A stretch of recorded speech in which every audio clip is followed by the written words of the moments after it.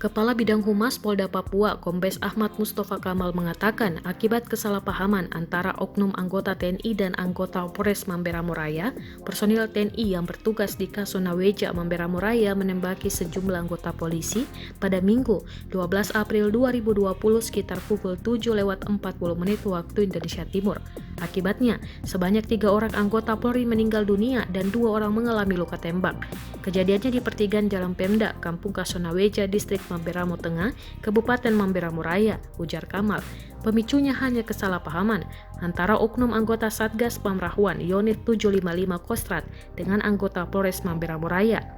Sampai dengan saat ini, pihak pimpinan baik Pangdam 17 Cendrawasih maupun Kapolda Papua sedang menurunkan tim gabungan untuk melakukan penyelidikan di TKP dalam rangka mendapatkan keterangan fakta-fakta kronologis yang sebenarnya yang menembak oknum anggota TNI Satgas Unit 755, Papar Kamal. Selain mengevakuasi korban ke RSUD Kawera Mamberamo Raya, telah dibentuk tim gabungan guna melakukan penyelidikan. Situasi pasca kejadian tersebut saat ini sudah kondusif. Saat ini jenazah akan diterbangkan ke Jayapura untuk dilakukan visum di Rumah Sakit Bayangkara Jayapura, ungkap Kamal.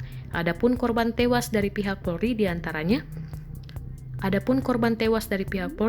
lain 1. Bribtu Marcelino Rumaikewi, 2. Bribda Yosias di Bangga, dan 3. Brigpol Robert Marian.